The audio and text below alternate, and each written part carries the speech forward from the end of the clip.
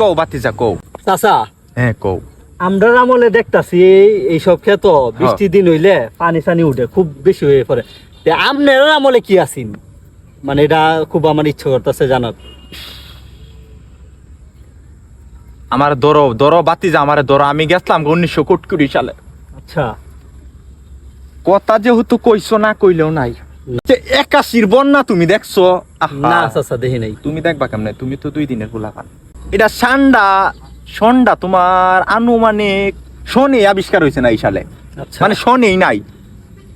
আমি তোমার চাচা এবারে কি আপনি জন্ম হয়েছেন আপনার?